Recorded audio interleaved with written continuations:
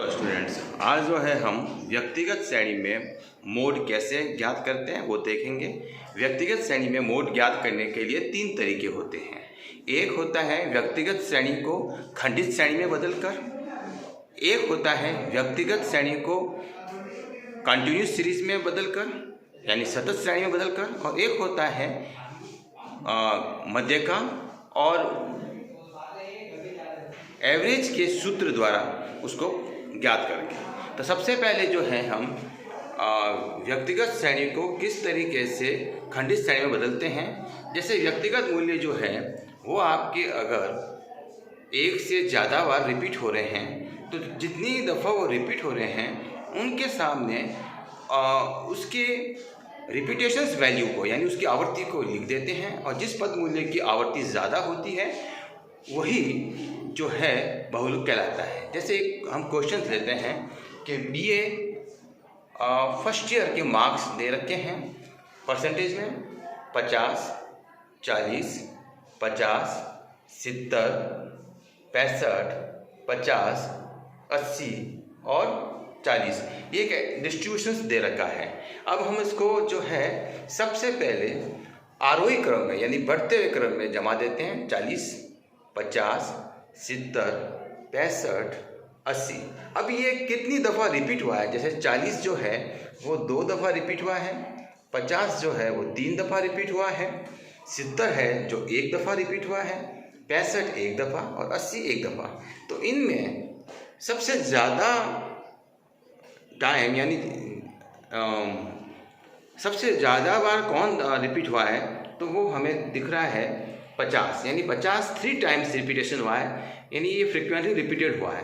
तो मोड का मतलब होता है जो ला मोड यानी फ्रेंच वर्ड ला मोड से लिया गया है, जिसे हम फैशन कहते हैं, या जो फ्रिक्वेंटली रिपीटेड होता है in the distributions is to be known as mode. तो यहाँ जो 50 है वो 3 दफ़ा हुआ है, सबसे ज़्यादा बार हमें 50 दिख रहा है, तो 50 ही मोड कहलाएगा। तो इस प्रकार से हम व्यक्तिगत श्रेणी को जो है खंडित श्रेणी में बदलकर मोड को ज्ञात कर सकते हैं।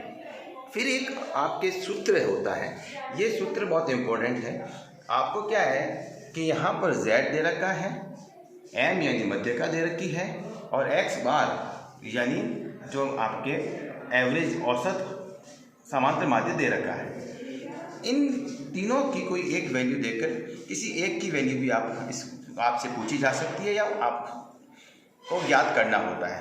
जैसे कि यहाँ मीडियन की वैल्यू 25 है और अर्थमेटिक मीन की वैल्यू 10 है, और आपसे पूछ ले कि z यानी मोड की वैल्यू फाइंड आउट कीजिए बहुलक की, तो हम इसे इजीली ज्ञात कर सकते हैं। फॉर्मूला ये है z equal to 3m minus 2x bar. तो m जो है अगर 25 दे रखी है, x बार आपके 10 दे रखा है, तो z की वैल्यू होगी z equals to 3 multiply with 25 minus 2 multiply with 10, 75 minus 20 equals to 55, यानी z है जो यहाँ पर 55 हो गया है। तो इस तरीके से कभी कभार आपको z की वैल्यू दे दे, m की वैल्यू दे दे और x बार की वैल्यू पूछ सकते हैं, और कभी z की वैल्यू दे दे, x बार की वैल्यू दे दे और m की वैल्यू पूछ सकते हैं। तो इस प्रकार से z equal to 3m minus 2x bar से भी हम इसको फाइंड आउट कर सकते हैं। सतत श्रेणी के अंदर क्या होता है कि जब व्यक्तिगत मूल्य जो है वो रिपीटेशन बार बार ज़्यादा नहीं होते हैं, लगभग एक जैसे रहते हैं, तो उसको एक रेंज में कन्वर्ट करके फिर उसको हम जो है सतत श्रेणी में बदलते हैं, और रेंज में कन्वर्ट करने के बाद एक फॉर्मूला होता है जो हम आगे इसका डिस्कस करेंगे, उसके द्वारा सतत श्रेणी में ज्ञात करते हैं। तो व्यक्तिगत श्रेणी में इस प्रकार से आपके जो है मोड ज्ञात किया जाता है। उसके बाद मोड जो होता है वो डिस्क्रीट श्रेणी में यानी खंडित श्रेणी में कैसे ज्ञात करते हैं। खंडित श्रेणी में ज्ञात करने के लिए एक होती है इंस्पेक्शन विधि, निरीक्षण विधि। निरीक्षण विधि जो होती है उसमें हम ये देखते हैं कि आवृत्तियाँ जो वितरण की है वह आपकी नियमित है या अनियमित है। सबसे पहले अगर वो नियमित है तो हम इंस्पेक्शन विधि द्वारा उसको ज्ञात कर सकते हैं। नियमित का मतलब क्या होता है कि पहले मिनिमम, फिर मैक्सिमम, फिर मिनिमम, यानी जिस दर से वो बढ़ रही है। जैसे मान लीजिए 4 के बाद 8, 8 के बाद 12, 12 के बाद 16, 16 मैक्सिमम हो गई, 16 के बाद वापस 12, 12 के बाद वापस 8, 8 के बाद वापस 4। तो इसका मतलब हुआ कि इसमें एक तय है कि पहले कम है, फिर वो मैक्सिमम है, मैक्सिमम के बाद वो वापस मिनिमम है।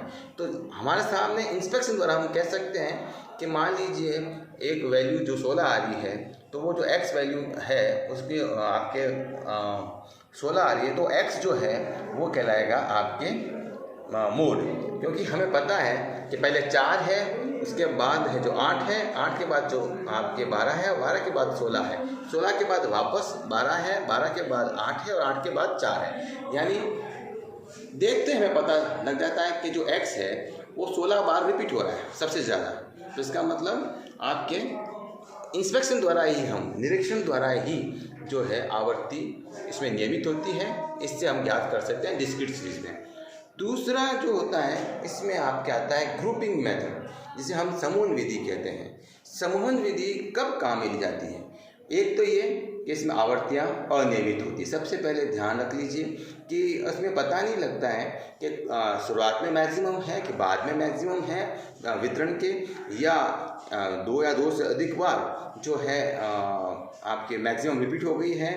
2 पद मूल्यों की वैल्यू एक जैसी हो सकती है, अधिकतम मूल्य हो सकता है। तो इसमें अनियमित आवृत्ति होती है। जैसे मान लीजिए 16, 4, 8, 12, 4, 16, ऐसे इस तरीके से हो सकती है। तो उसमें हम जो है समूहन विधि द्वारा आपके डिस्क्रीट सीरीज में जो है मोड को ज्ञात करते हैं।